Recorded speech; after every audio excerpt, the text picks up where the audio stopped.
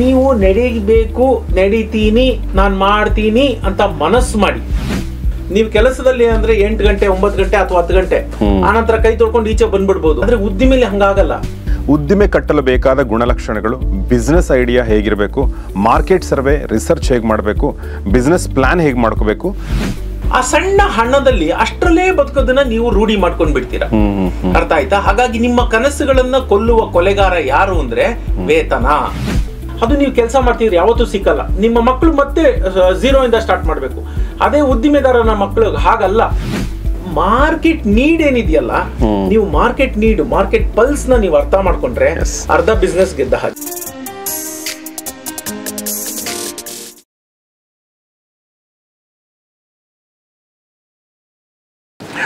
ಸ್ನೇಹಿತರೆ ನಮಸ್ಕಾರ. ಗೌರಿ ಶಕ್ಕಿ ಸ್ಟುಡಿಯೋದ ವಿಶೇಷ ಕಾರ್ಯಕ್ರಮ ಹೊಸ ಪುಸ್ತಕ, ನಿಮಗೆಲ್ಲ ಆತ್ಮೀಯ ಸ್ವಾಗತ. ನಾನು ಗೌರಿ ಶಕ್ಕಿ. ಹೊಸ ಪುಸ್ತಕ ಕಾರ್ಯಕ್ರಮದಲ್ಲಿ ನಮ್ಮ ಸ್ಟುಡಿಯೋದಲ್ಲಿರೋದು, ನನ್ನ ಕೈಯಲ್ಲಿರೋ ಹೊಸ ಪುಸ್ತಕ ಯಾವುದು ಅಂದರೆ ಸಣ್ಣ ಉದ್ಯಮಿಗಳನ್ನು ಕಟ್ಟುವುದು ಹೇಗೆ. ನನಗನ್ಸುತ್ತೆ ನೀಡ್ ಆಫ್ ದ ಅವರ್ ಅಂತಾರಲ್ಲ, ಹಾಗೆ ಕಾಲವೇ ಬರ್ಸ್ಕೊಳ್ಳುತ್ತೆ ಅಂತಂತಾರಲ್ಲ, ಅಂಥ ಪುಸ್ತಕಗಳಲ್ಲಿ ಇದು ಒಂದು ಅನಿಸುತ್ತೆ. ಸೊ ಇದನ್ನು ಬರೆದಿರುವಂಥವರು ನಮ್ಮ ಪ್ರೀತಿಯ ಆರ್ಥಿಕ ತಜ್ಞರು, ವಾಗ್ಮಿಗಳು, ಚಿಂತಕರು ಆಗಿರುವಂಥ ರಂಗಸ್ವಾಮಿ ಮೂಕನಹಳ್ಳಿಯವರು. ಬನ್ನಿ ಅವ್ರನ್ನ ವೆಲ್ಕಮ್ ಮಾಡೋಣ. Sir, welcome to the show. ನಮಸ್ತೆ. ನಮಸ್ಕಾರ. ಈ ಬೆಳಗ್ಗೆ ಏನು ಹೇಳಿ, ಒಂದು ಫ್ರೆಶ್ ಆಗಿ ನಾವು ಜೀವನ ಶುರು ಮಾಡಬೇಕು ಅಥವಾ ನಮ್ಗೆ ಉತ್ಸಾಹ ಬರಬೇಕು ಅಂದರೆ ರಂಗಸ್ವಾಮಿಯವ್ರ ಪಕ್ಕದಲ್ಲಿರಬೇಕು. ಯಾವಾಗಲೂ ನನಗೆ ಹಂಗೆ ಅನಿಸುತ್ತೆ. ಬಟ್ ನಾನು ಈ ಪುಸ್ತಕದ ಬಗ್ಗೆ ಇವತ್ತು ಮಾತಾಡ್ತಾ ಇದ್ದೀನಿ, ಸಣ್ಣ ಉದ್ಯಮಿಗಳನ್ನ ಕಟ್ಟೋದು ಹೇಗೆ. ಇದು ರಂಗಸ್ವಾಮಿಯವರ 33ನೇ ಪುಸ್ತಕ. ಅದು ಒಂದು ಹೇಳಲೇಬೇಕಾದ ವಿಚಾರ. ಇನ್ನು ಸಾವಣ್ಣ ಪ್ರಕಾಶನದ 250ನೇ ಪುಸ್ತಕ. ಸೊ ನನಗನ್ಸುತ್ತೆ ಕಂಗ್ರ್ಯಾಚುಲೇಷನ್ಸ್ ಜಮೀಲ್ ಸಾವಣ್ಣ ಅವರೇ, 250ರ ಒಂದು ಘಟ್ಟವನ್ನು ತಲುಪಿದಿರಿ. ಸೊ ಈ ಪುಸ್ತಕದ ಬಗ್ಗೆ ಇವತ್ತು ಮಾತಾಡ್ತೀನಿ. ಇದ್ರ ಲಿಂಕ್ ಕೆಳಗಡೆ ಯಾವಾಗಲೂ ಇರುತ್ತೆ, ಅದ್ರ ಬಗ್ಗೆ ಆಮೇಲೆ ಹೇಳ್ತೀನಿ ನಿಮಗೆ. ಸೊ ಮೊದಲನೇ ಪ್ರಶ್ನೆ, ಸಣ್ಣ ಉದ್ಯಮಿಗಳನ್ನ ಕಟ್ಟೋದು ಹೇಗೆ ಅಂತ ಬರೀಬೇಕು ಅಂತ ಅನಿಸಿದ್ದು ಯಾಕೆ, ಹೇಗೆ? ಸಣ್ಣ ಉದ್ದಿಮೆ ಈ ತರ ಪುಸ್ತಕನೇ ಇಲ್ವಲ್ಲ, ಮಾಡ್ಬೋದಾ ಅಂತ ನನ್ನನ್ನ ಜಮೀಲ್ ಅವರು ಕೇಳಿದ್ರು. ಆಕ್ಚುಲಿ ಅವ್ರು ಯಾವಾಗ್ಲೂ ಅಷ್ಟೇ ಮಾತಾಡ್ತಾ ಇರ್ಬೇಕಾದ್ರೆ ಅವರು ಒಂಥರ ಈಗಿನ ನವಯುಗದ ತಪಸ್ವಿ ಅನ್ಬೋದು. ಅವ್ರು ಸದಾ ಅದೇ, ಅವರು ನಿದ್ದೆನೂ ಅದೇ, ಮಲಗೋದು ಅದ್ರ ಜೊತೆನೆ, ಊಟನೂ ಅದ್ರ ಜೊತೆನೆ, ಎಲ್ಲ ಪುಸ್ತಕ ಪುಸ್ತಕ ಪುಸ್ತಕ. ಆ ತರದಲ್ಲಿ ಅವ್ರು ನಾನು ಕೇಳಿದ್ರು, ಈ ತರದ್ದು ಉದ್ದಿಮೆಗಳ ಬಗ್ಗೆ ಏನಾದ್ರು ಮಾಡ್ಬೋದಾ ಅಂತ ಹೇಳಿ. ಹೌದು, ಈ ತರ ಪುಸ್ತಕನೇ ಇಲ್ವಲ್ಲ, ಪುಸ್ತಕ ಇಲ್ಲ, ಹೌದು ಮಾಡೋಣ ಅಂತ ಹೇಳಿ ನಾನು ಹೇಳಿದೆ. ಅವರು ಒಂದು ಕಿಡಿ ಹತ್ತಿಸಿ ಬಿಡ್ತಾರೆ ಕಂಟೆಂಟ್ ನಂದು. ಕಂಟೆಂಟ್ ಒಳಗಡೆ ಅವ್ರು ಯಾವತ್ತೂ ಹಸ್ತಕ್ಷೇಪ ಮಾಡಲ್ಲ. ಅವ್ರು ಏನ್ ಹೇಳ್ತಾರೆ ಅಂದ್ರೆ, ಈ ತರದ್ ಮಾಡ್ಬೋದಾ ನೋಡಿ ಸರ್ ಅಂತ ಒಂದು ಹಿಂಟ್ ಕೊಡ್ತಾರೆ. ಅದು ಆಮೇಲೆ ಲೇಖಕನಿಗೆ ಬಿಟ್ಟಿತ್ತು. ಅವ್ರು ಯಾವತ್ತೂ ಒಳಗಡೆ ಬರಲ್ಲ, ಏನ್ ಬರೀತೀನಿ ಅಂತ ನೋಡಲ್ಲ. ಎಲ್ಲ ಆದ್ಮೇಲೆ ಒಂದ್ಸರಿ ಅದನ್ನ ನೋಡ್ತಾರೆ, ನೋಡಿ ಸರ್ ಚೆನ್ನಾಗ್ ಬಂದಿದೆ, ಇಲ್ಲಾಂದ್ರೆ ಇದು ಇನ್ನೊಂದೇನ ಮಾಡ್ಬೋದಾ ಆ ತರ ಹೇಳ್ತಾರೆ. ಹೀಗಾಗಿ ನಮ್ಮಿಬ್ಬರ ನಡುವಿನ ಮಾತುಕತೆಯಲ್ಲಿ ಹುಟ್ಟಿದ ಪುಸ್ತಕ ಸಣ್ಣ ಉದ್ದಿಮೆ ಕಟ್ಟುವುದು ಹೇಗೆ. ಸೂಪರ್ ಸೂಪರ್, ಬಹಳ ಒಳ್ಳೇದು. ನಾನು ಇತ್ತೀಚೆಗೆ ನನಗೆ ಯಾಕೆ ರಿಲೇಟ್ ಆಗುತ್ತೆ ಈ ಪುಸ್ತಕ ಅಂದರೆ, ನಾನು ಇದನ್ನು ಒಂದೇ ಗುಕ್ಕಿನಲ್ಲಿ ಓದಿ ಮುಗಿಸ್ತೀನಿ. ಈ ಟೈಮ್ ಸಿಕ್ಕ ತಕ್ಷಣ ಬಹುಶಃ ಇದೇ ವಾರದಲ್ಲಿ ಮುಗಿಸ್ಬಿಡ್ತೀನಿ. ನಿಮ್ಗೆ ಗೊತ್ತಿರೋ ಹಾಗೆ ನಾನು, ನೀವು, ಜಮೀಲ್ ಅವರು, ಪ್ರಾಯಶಃ ಭಾಳಷ್ಟು ಜನ ಎಲ್ಲ ಒಂದು ಕೆಲಸದಿಂದ ಶುರು ಮಾಡಿದಂಥವ್ರು. ಒಂದು ಜಾಬ್ ಶುರು ಮಾಡಿಕೊಂಡು ಒಂದು 15 ವರ್ಷ, 20 ವರ್ಷ, 18 ವರ್ಷ, 13 ವರ್ಷ ಕೆಲಸ ಮಾಡಿ, ಆಮೇಲೆ ನೀವು ನಿಮ್ಮ ಉದ್ದಿಮೆ, ನಾನು ನನ್ನ ಒಂದು ಗೌರಿ ಶಕ್ಕಿ ಸ್ಟುಡಿಯೋ, ಡಿಜಿಟಲ್ ಮಾರ್ಕೆಟಿಂಗ್ ಏಜೆನ್ಸಿ ಎಲ್ಲ ಶುರು ಮಾಡ್ಕೊಂಡಿದ್ದು. ಹೀಗಾಗಿ ನಾನು ಈ ಸಂದರ್ಭದಲ್ಲಿ ಭಾಳಷ್ಟು ನಮಗೆ ಪ್ರಶ್ನೆಗಳು ಕಾಡೋದು. ಸರ್, ಏನಂದ್ರೆ ಏನು ಗೊತ್ತಿಲ್ವಲ್ಲ. ತಿಂಗಳ 1ನೇ ತಾರೀಕಿಗೆ ಸಂಬಳ ತಗೋಬೇಕನ್ನೋದು ಬಿಟ್ಟರೆ, ಕೆಲಸ ಮಾಡಬೇಕು, ಸಂಬಳ ತಗೋಬೇಕನ್ನೋದು ಬಿಟ್ಟರೆ, ಸಂಬಳ ಕೊಡಬೇಕಾದ್ರೆ ಒಂದು ಬೇರೆ ಮನಸ್ಥಿತಿ ಬೇಕಲ್ಲ, ಆ ಮನಸ್ಥಿತಿಯೇ ಗೊತ್ತಿರಲ್ಲ. ಈಗ ಇಂಗ್ಲೀಷ್ ಪುಸ್ತಕಗಳನ್ನ ಓದಕ್ಕೆ ಶುರು ಮಾಡಿದೆ. ಅದು ಕಿಯೋಸಾಕಿ ಅವರ ರಿಚ್ ಡ್ಯಾಡ್ ಪೋರ್ ಡ್ಯಾಡಿಂದ ಹಿಡ್ಕೊಂಡು ಈ ಮಿತ್ ಅಂತ ಒಂದು ಇತ್ತೀಚೆಗೆ ಬಂದಿರುವಂಥದ್ದು ಹಿಡ್ಕೊಂಡು, ಇತ್ತೀಚೆಗೆ ನಾವು ಓದ್ತಾ ಇರೋದು ಹಿಡ್ಕೊಂಡು ಸುಮಾರು ಪುಸ್ತಕಗಳು, ಆಲ್ಮನಕ್ ನವಲ್ ರವಿಕಾಂತ್, ಈ ಥರ ಪುಸ್ತಕಗಳು. ಬಟ್ ಕನ್ನಡದಲ್ಲಿ ಯಾವ ಪುಸ್ತಕ ನಂಗೆ ಸಿಕ್ಕಿರಲಿಲ್ಲ. ಇಲ್ಲ ಅಂತ ನಂಗೆ ಆಶ್ಚರ್ಯ ಇದು ನಂಗೆ. ಸೊ ಇದು ಏನ್ ತೋರಿಸುತ್ತೆ ಆಕ್ಚುಲಿ, ಇದು ಯಾಕೆ ಇಲ್ಲ ಅಂತ ನಿಮ್ಗೆ ಅನ್ಸುತ್ತೆ? ಇಲ್ಲ ಅಂತಂದ್ರೆ ಜನ ಇನ್ನೂ ಒಂದು ತಪ್ಪು ತಿಳುವಳಿಕೆಲೆ ಬದುಕ್ತಾ ಇದ್ದಾರೆ. ಏನಂತಂದ್ರೆ, ಕನ್ನಡದವರು ಯಾರಿಗೆ ಈ ರೀತಿ ಬೇಕೋ ಅವ್ರು ಇಂಗ್ಲಿಷ್ ನಲ್ಲಿ ಓದ್ಕೋತಾರೆ, ಯಾಕಂದ್ರೆ ಅವ್ರಿಗೆ ಇಂಗ್ಲಿಷ್ ಜ್ಞಾನ ಇರುತ್ತೆ. ಯಾರಿಗೆ ಕನ್ನಡದಲ್ಲಿ ಬೇಕೋ ಅವ್ರು ಉದ್ದಿಮೆ ಕಟ್ಟಕ್ ಹೋಗಲ್ಲ ಅಂತ. ಆದ್ರೆ ಹೌದು, ಈ ಒಂದು ಮನಸ್ಥಿತಿಯಿಂದ ಈ ಪುಸ್ತಕಗಳು ಬಂದಿಲ್ಲ ಅಂತ. ಮತ್ತೆ ಹಿಂದಿನ ಪ್ರಕಾಶಕರು ಆ ರೀತಿ ಯೋಚನೆ ಮಾಡಿಲ್ಲ. ಈ ಒಂದು ಹೊಸ ಯೋಚನೆ ಜಮೀಲ್ ಅವ್ರಿಗೂ ಬಂತು, ನಾನು ಸಿಕ್ಕಿದ್ದೆ ಅವ್ರಿಗೆ, ಹೀಗಾಗಿ ಆ ಪುಸ್ತಕ ಬಂತು. ಏನಾಗುತ್ತೆ, ನಾವು ಅನ್ಕೋತೀವಿ ಇಟ್ಸ್ ಆಲ್ ಅಬೌಟ್ ಅದೇ ಟೈಮಿಂಗ್. ನಾನು ಪುಸ್ತಕದಲ್ಲೂ ಅದೇ ಬರ್ದಿದ್ದೀನಿ. ಸಮಾಜದಲ್ಲಿ ಯಾವ ಗ್ಯಾಪ್ ಇದೆ, ಸಮಾಜಕ್ಕೆ ಏನ್ ಬೇಕು, ಅದನ್ನ ನೋಡಿ ನೀವು ಕೊಟ್ಟಾಗ ಆ ಪದಾರ್ಥ ಇರ್ಬೋದು, ಸೇವೆ ಇರ್ಬೋದು, ಅದು ಗೆಲ್ತಾ ಹೋಗುತ್ತೆ. ನಾವು ಮಾಡಿರೋ ಕೆಲಸನೂ ಅಷ್ಟೇ. ಇವತ್ತು ಬೇಕು ಸಣ್ಣ ಉದ್ದಿಮೆ ಅಂದಿದ ತಕ್ಷಣ 10,000ದಿಂದ ಹಿಡಿದು 10 ಕೋಟಿ ತನಕ ನೀವು ಬಂಡವಾಳ ಹಾಕಿದ್ರು ಅದು ಸಣ್ಣ ಉದ್ದಿಮೆನೆ. ಅರ್ಥ ಆಯ್ತಾ? ಹಾಗಾಗಿ ಸಣ್ಣ ಉದ್ದಿಮೆ ಅಂದ್ರೆ 10,000 ರೂಪಾಯಿಂದ ಕೂಡ ಶುರು ಮಾಡುವಂತದ್ದು. ಹಾಗಾಗಿ ಆ ಪುಸ್ತಕ ಅಂತವ್ರಿಗೂ ಬೇಕು. 10,000, 20,000, 30,000 ಬಂಡವಾಳ ಹಾಕಿ ಉದ್ದಿಮೆ ಶುರು ಮಾಡುವಂತವ್ರು ನಮ್ಮವರೇ ಆಗಿರ್ತಾರೆ, ಕನ್ನಡಿಗರು. ಅವ್ರಿಗೆ ಇಂಗ್ಲಿಷ್ ಜ್ಞಾನ ಇರಬೇಕು ಅಂತೇನಿಲ್ಲ, ಅಂತವ್ರನ್ನು ನಾವು ತಲುಪಬೇಕಲ್ವಾ? ಹಾಗಾಗಿ ಆ ಪುಸ್ತಕ, ಆ ತರದೊಂದು ಪುಸ್ತಕ ಬೇಕಾಗಿತ್ತು. ಆ ಪುಸ್ತಕ ಇವತ್ತು ನಾವು ಸಮಾಜಕ್ಕೆ ಮಾಡಿದ್ವಿ. ಸೊ ನನ್ನ ಪ್ರಕಾರ ನಾವು ಯಾವಾಗಲೂ ಯಾಕೆ ಈ ಪ್ರಶ್ನೆ ಕೇಳಿದೆ ಅಂದರೆ, ನಾವು ವಸಂತ್ ಅವ್ರ ಜೊತೆ ಮಾತಾಡ್ತಿರ್ಬೇಕಾದ್ರೆ ಒಂದು ಇನ್ನೇಟ್ ಕ್ವಾಲಿಟಿ ಅಂತ ಒಂದು ಇರುತ್ತಲ್ಲ ಉದ್ದಿಮೆ ಕಟ್ಟುವಂಥದ್ದು, ಅದು ಕನ್ನಡಿಗರಿಗೆ ಇಲ್ಲ ಅನ್ನೋದೊಂದು ಸಾರ್ವತ್ರಿಕ ಅಭಿಪ್ರಾಯ ಇದೆ. ಅದರಲ್ಲಿ ಒಂದಷ್ಟು ಸತ್ಯಾಂಶ ಕೂಡ ಇರ್ಬೋದು. ಹೇಗೆ ಆಂಧ್ರದವರು ತುಂಬ ಅಗ್ರೆಸಿವ್ ಆಗಿದ್ದಾರೋ, ಗುಜರಾತಿಗಳು ಹೇಗೆ ಅಗ್ರೆಸಿವ್ ಆಗಿದ್ದಾರೋ, ಮಹಾರಾಷ್ಟ್ರಿಯನ್ಸ್ ಹೇಗಿದ್ದಾರೋ, ತಮಿಳ್ನಾಡಿನ ಒಂದು ಸಮುದಾಯನೇ ಹೇಗಿದೆಯೋ, ಕನ್ನಡದಲ್ಲಿ ಬಹಳ ಕಡಿಮೆ, ಎಕ್ಸೆಪ್ಟ್ ನಮ್ಮ ಕರಾವಳಿ ಬೆಲ್ಟ್ ಬಿಟ್ಟು ಉಳಿದಂತೆ ನಾವೆಲ್ಲ. ಸೊ ಹೀಗಾಗಿ ಪ್ರಾಯಶಃ ಈ ಥರದೊಂದು ಅವಶ್ಯಕತೆ ಬಿದ್ದಿರಲಿಲ್ಲ, ಅಥವಾ ಬಿದ್ದಿದೆ ಅಥವಾ ಬೇಕು ಅನ್ನೋದು ಗೊತ್ತಾಗಿರಲಿಲ್ಲ. ಸೊ ಹಾಗನ್ಸುತ್ತೆ. ಬಟ್ ಇವತ್ತು 2025 ಈ ಟೈಮಲ್ಲಿ ಕನ್ನಡಿಗರ ಮನಸ್ಥಿತಿ ಬದಲಾಗ್ತಾ ಇದೆ ಅಂತ ನನಗನ್ಸುತ್ತೆ, ಅಲ್ವಾ? ಸೊ ಮತ್ತು ಅದು ಕಾಲದ ಅನಿವಾರ್ಯತೆ ಕೂಡ ಹೌದು ಅಂತ ಅನ್ಸುತ್ತೆ, ಅಲ್ವಾ? TCS ಅಂತ ಮಹಾಸಂಸ್ಥೆಗಳು ಅಂದ್ರೆ ಅದು ಯಾಕೆಂದ್ರೆ ಅಷ್ಟು ಯಾರನ್ನು ಕೆಲಸಗಾರನ್ನ ತೆಗಿಯಲ್ಲ, ಅದು ಅಷ್ಟು ಜಾಬ್ ಸೆಕ್ಯೂರಿಟಿ ಇರುತ್ತೆ. TCS ಸೇರ್ಕೊಂಡ್ಬಿಟ್ರೆ ಗೌರ್ಮೆಂಟ್ ಜಾಬ್ ಸಿಕ್ಕ ಹಾಗೆ ಅನ್ನೋ ಒಂದು ಪ್ರತೀತಿ ಇದೆ. ಅಂತ ಸಂಸ್ಥೆನೆ 12,000 ಜನ ಎಂಪ್ಲಾಯೀಸ್ ನ ಹೊರಗಡೆ ಹಾಕಕ್ಕೆ ಯೋಚನೆ ಮಾಡ್ತಿದೆ ಅಂದ್ರೆ ಬೇರೆ ಕಾರ್ಪೊರೇಟ್ ಹೌಸ್ಗಳು ಹೇಗಿರ್ಬೋದು ಲೆಕ್ಕ ಹಾಕಿ. ಹಾಗಾಗಿ ಈಗ ನಾನೊಂದು ಹೇಳ್ಬಿಡ್ತೀನಿ, ಸರಳವಾಗಿ ಹೇಳ್ಬೇಕು ಅಂತಂದ್ರೆ, ಭಗವಂತನಿಗೂ ಸಾಧ್ಯ ಇಲ್ಲ, ಸರ್ಕಾರಗಳು ಬಿಟ್ಬಿಡಿ, ಭಗವಂತನಿಂದನೂ ಸಾಧ್ಯ ಇಲ್ಲ ಜಗತ್ತಿನ ಎಲ್ಲಾ ಜನರಿಗೂ ಉದ್ಯೋಗ ಕೊಡಕ್ಕೆ. 2030 ವೇಳೆಗೆ 100 ಕೋಟಿ ಜನ ಜಗತ್ತಿನಾದ್ಯಂತ ಕೆಲಸ ಬೇಕು ಅಂತ ಕೈಯೊಡ್ಕೊಂಡು ನಿಂತ್ಕೋತಾರೆ ಅಂತ ಒಂದು ಸಮೀಕ್ಷೆ ಹೇಳುತ್ತೆ. ಅರ್ಥ ಆಯ್ತಾ? ಎಲ್ಲಿಂದ ತರ್ತೀರಾ 100 ಕೋಟಿ ಜನಕ್ಕೆ ಕೆಲಸ? ಎಲ್ಲಿಂದ ತರ್ತೀರಾ? ಹಾಗಾಗಿ ಸಣ್ಣ ಉದ್ದಿಮೆ ಅಂತಂದ್ರೆ ನಿಮಗೆ ನೀವು ಕೆಲಸ ಕೊಟ್ಕೊಂಡು ಇನ್ನೊಬ್ರಿಗೋ ಕೊಟ್ರು ಸಾಕು, ಅದು ಸಣ್ಣ ಉದ್ದಿಮೆ ಅಂತ. ಸ್ವ ಉದ್ಯೋಗ, ನಿಮಗೆ ಒಂದು ಉದ್ಯೋಗ ಕೊಟ್ಕೊಳ್ಳೋದು, ಆಮೇಲೆ ಒಂದಿಬ್ರಿಗೆ ನೀವು ಉದ್ಯೋಗ ಕೊಡುವಂತ ಶಕ್ತಿವಂತರು ನೀವು ಆಗ್ಬಿಟ್ರೆ ಅದೇ ಸಣ್ಣ ಉದ್ಯಮ. ಯಾವಾಗ್ಲೂ ಅಷ್ಟೇ, ನಾನು ಏನಂತಂದ್ರೆ ಉದ್ದಿಮೆಗಳನ್ನ ಕಟ್ಟೋದು ಕೋಟ್ಯಾಧಿಪತಿ ಆಗ್ಬಿಡ್ಬೇಕು ಅಂತನೋ ಅಥವಾ ಜಗತ್ತಿನಾದ್ಯಂತ ನನ್ನ ಹೆಸರನ್ನ ಮಾಡ್ಕೊಂಡ್ಬಿಡ್ಬೇಕು ಅಂತನೋ ಆ ರೀತಿ ಅಂತ ಏನಿಲ್ಲ. ಇವತ್ತು ಒಂದು ಸರಳವಾದ ಒಂದು ಸುಂದರವಾದ ಬದುಕಕ್ಕೆ ಕೂಡ ಉದ್ದಿಮೆ ಅವಶ್ಯಕ ಆಗೋದಿದೆ. ಎಸ್, ಭಾಳ ಬ್ಯೂಟಿಫುಲ್ ಆಗಿ ಹೇಳಿದ್ರಿ. ಈ ಪುಸ್ತಕದ ಬಗ್ಗೆ ನಾನು ಇನ್ನಷ್ಟು ಪ್ರಶ್ನೆಗಳನ್ನ ಕೇಳೋಕ್ಕಿಂತ ಮುಂಚೆ ಇದ್ರ ಪರಿವಿಡಿನಲ್ಲಿ ಏನಿದೆ ಅಂತ ಹೇಳ್ತೀನಿ. ಸೊ ದಟ್ ನನ್ನ ಪ್ರಕಾರ ಪ್ರತಿಯೊಬ್ಬ ಕನ್ನಡಿಗನ ಮನೆಯಲ್ಲಿ ಇರಲೇಬೇಕಾದ ಪುಸ್ತಕ ಇದು. ಈ ಪುಸ್ತಕ ಪ್ರತಿಯೊಬ್ಬ ಕನ್ನಡಿಗನ ಮನೆಯಲ್ಲಿ ಇರಲೇಬೇಕಾದ ಪುಸ್ತಕ ಇದು. ಮತ್ತೊಂದು ಸಲ ಹೇಳ್ತಾ ಇದ್ದೀನಿ. ಯಾಕೆ ಅಂತಂದರೆ, ಸರ್ ಹೇಳ್ದಂಗೆ ಸಾಕಷ್ಟು ಕಾರಣಗಳನ್ನ ಕೊಟ್ಟರು. ನೀವು ಪ್ರಾಯಶಃ ಉದ್ದಿಮೆ ಮಾಡದೇ ಇರಬಹುದು, ಅಥವಾ ನೀವು ಜಾಬ್ ಮಾಡ್ತಾ ಇರಬಹುದು, ಆದರೆ ನಿಮ್ಮ ಹೊಸ ಪೀಳಿಗೆ ಇದೆಯಲ್ಲ, ನಿಮ್ಮ ಮಕ್ಕಳಿದಾರಲ್ಲ, ಅವರು ಕೂಡ ಅದೇ ಥರ ಮಾಡ್ತಾರೆ ಅಂತ ದಯವಿಟ್ಟು ಅನ್ಕೋಬೇಡಿ. ಅವರು ಉದ್ಯಮ ಮಾಡಲಿ ಬಿಡಲಿ, ಖಂಡಿತ ನೀವು ಓದಿ ಮತ್ತು ನಿಮ್ಮ ಮಕ್ಕಳ ಕೈಯಲ್ಲೂ ಕೂಡ ಈ ಪುಸ್ತಕನ ಕೊಡಿ. ನನ್ನ ಪ್ರಕಾರ the best gift that you can ever give ಅಂತಂದರೆ ಈ ಪುಸ್ತಕ ಅಂತ ನನಗನ್ಸುತ್ತೆ. ಇದು ಕೇವಲ ನಿಮ್ಮ ಮಕ್ಕಳಿಗೆ ನೀವು ಕೊಡ್ತಿರೋಂಥ ಗಿಫ್ಟ್ ಅಲ್ಲ, ನನ್ನ ಪ್ರಕಾರ ಇದು ಸಮಾಜಕ್ಕೆ ಕೊಡ್ತಿರೋಂಥ ಗಿಫ್ಟ್ ಕೂಡ ಹೌದು. ಏಕೆಂದರೆ ಉದ್ದಿಮೆದಾರರು ಬಿಸ್ನೆಸ್ನ ಸೃಷ್ಟಿ ಮಾಡ್ತಾರೆ, ಉದ್ಯೋಗಗಳನ್ನ ಸೃಷ್ಟಿ ಮಾಡ್ತಾರೆ, ದೇಶದ ಅಭಿವೃದ್ಧಿಗೆ ಕೊಡುಗೆ ಕೊಡ್ತಾರೆ. ಹೀಗಾಗಿ ಅವನ ಮನಸ್ಸಿಂದ ಹೊರಬಂದು ಈ ಒಂದು ಉದ್ದಿಮೆಯ ಮನಸ್ಥಿತಿ, ಉದ್ದಿಮೆದಾರನ ಮನಸ್ಥಿತಿನ ನಾವು ಪಡ್ಕೊಳ್ಳೋದು ಭಾಳ ಮುಖ್ಯ. ಅದಕ್ಕೆ ಭಾಳ ಹೆಲ್ಪ್ ಆಗುತ್ತೆ ಅಂತ ನನಗನ್ಸುತ್ತೆ ಈ ಪುಸ್ತಕ. ಸೊ ಪರಿವಿಡಿಗಳನ್ನ ಒಂದ್ಸಲ ನೋಡೋದಾದರೆ ಭಾಳಷ್ಟಿದೆ ಅದರಲ್ಲಿ, ಬಟ್ ನಾನು ಸಿಂಪಲ್ಲಾಗಿ ಒಂದಷ್ಟು ವಿಚಾರಗಳನ್ನ ಹೇಳ್ತೀನಿ. ಉದ್ದಿಮೆ ಕಟ್ಟಲು ಬೇಕಾದ ಗುಣಲಕ್ಷಣಗಳು, ಬಿಸ್ನೆಸ್ ಐಡಿಯಾ ಹೇಗಿರಬೇಕು, ಮಾರ್ಕೆಟ್ ಸರ್ವೆ ರಿಸರ್ಚ್ ಹೇಗೆ ಮಾಡಬೇಕು, ಬಿಸ್ನೆಸ್ ಪ್ಲ್ಯಾನ್ ಹೇಗೆ ಮಾಡ್ಕೋಬೇಕು, ಅದಾದ ನಂತರ ಅದರೊಳಗಡೆ ಬಿಸ್ನೆಸ್ ಪ್ಲ್ಯಾನ್ಗಳಲ್ಲಿ ಸಾಕಷ್ಟು ಉಪಾಧ್ಯಾಯಗಳಿವೆ. ಸಂಸ್ಥೆಯ ಕನಸು, ಗುರಿ, ಬಿಸ್ನೆಸ್ ಫಾರ್ಮ್ಯಾಟು, ಸೇವೆ, ಸರಕು, ಯಾವುದು ನಿಮ್ಮ business, marketing, sales, financial projections, funding plan ಮತ್ತು ಲೈಸೆನ್ಸ್ಗಳು, ಇದ್ರ ಬಗ್ಗೆ ಎಲ್ಲ ಮಾತಾಡಿದ್ದಾರೆ. ಯಾಕೆಂದರೆ ಭಾಳಷ್ಟು ಜನರಿಗೆ ಒಂದು ಸಣ್ಣ ಉದ್ದಿಮೆ ಅಂದರೆ ಒಂದು ಸಣ್ಣ ಐಡಿಯಾ ಇರುತ್ತೆ, ಬಟ್ ಅದರಲ್ಲಿ ಭಾಳಷ್ಟು ಟೆಕ್ನಿಕಲ್ ವಿಚಾರಗಳಿರ್ತವೆ, ಅವು ನಮ್ಗೆ ಗೊತ್ತಿರಲ್ಲ. ಸೊ ಹೀಗಾಗಿ ಈಗ ನನಗೂ ಕೂಡ ಭಾಳಷ್ಟು ವಿಚಾರಗಳು ಗೊತ್ತಿಲ್ಲ. ವ್ಯಾಪಾರದ ರಚನೆ, ಬಿಸ್ನೆಸ್ ಫಾರ್ಮ್ಯಾಟ್ ಹೇಗಿರಬೇಕು, ಪ್ರೊಪ್ರೈಟರ್ಶಿಪ್ಪಾ, LLPನ, ಪ್ರೈವೇಟ್ ಲಿಮಿಟೆಡಾ, so franchise format, private limited, ಇದೆಲ್ಲ ಬಂದಿದೆ ಇದರಲ್ಲಿ. ಆಮೇಲೆ ಹಣ ಹೂಡೋದು ಹೇಗೆ, ಸೆಲ್ಫ್ ಫಂಡಿಂಗ್ ಮಾಡಬೇಕಾ, ಬೇರೆಯಿಂದ ತೊಗೋಬೇಕಾ, ಸಾಲ ತೊಗೋಬೇಕಾ, ಸರ್ಕಾರದಿಂದ ತೊಗೋಬೇಕಾ, ಏಂಜಲ್ ಇನ್ವೆಸ್ಟರ್ ಅಂದ್ರೇನು, ಭಾಳಷ್ಟು ಜನರಿಗೆ ಈ ಶಬ್ದನೇ ಗೊತ್ತಿರಲ್ಲ, ವೆಂಚರ್ ಕ್ಯಾಪಿಟಲಿಸ್ಟ್ ಅಂದ್ರೇನು, ಕ್ರೌಡ್ ಫಂಡಿಂಗ್ ಅಂದ್ರೇನು, ಇದೆಲ್ಲವನ್ನೂ ಕೂಡ ಬರೆದಿದ್ದಾರೆ. ಇದ್ರ ಜೊತೆಗೆ ಒಂದು ಹೆಸರಿಡೋದು ಹೇಗೆ, ಒಳ್ಳೆ ಹೆಸರನ್ನ ನೋಂದಾಯಿಸ್ಕೊಳ್ಳೋದು ಹೇಗೆ, ಬ್ಯಾಂಕ್ ಖಾತೆ ಹೇಗೆ ತೆಗಿತೀರಾ, ಸ್ಥಳ ಎಲ್ಲಿರುತ್ತೆ, ಎಕ್ಸಿಟ್ ಪಾಲಿಸಿ ಮಾಡ್ಕೊಳ್ಳೋದು ಎಷ್ಟು ಮುಖ್ಯ ನೋಡಿ, ಇದು ಯಾರು ಯೋಚನೆ ಮಾಡಿರಲ್ಲ. ಸೊ ಮತ್ತು ಎಲ್ಲ ಉತ್ಸಾಹ ಎಲ್ಲ ಇದ್ದರೂ ಕೂಡ ಜ್ಞಾನ, ಟೈಮು ಎಲ್ಲ ಸರಿ ಇದ್ದರೂ ಕೂಡ ಸಮಸ್ಯೆಗಳು ಬಂದೇ ಬರ್ತವೆ ಪ್ರತಿಯೊಂದು ಬಿಸ್ನೆಸ್ಸಲ್ಲೂ ಕೂಡ.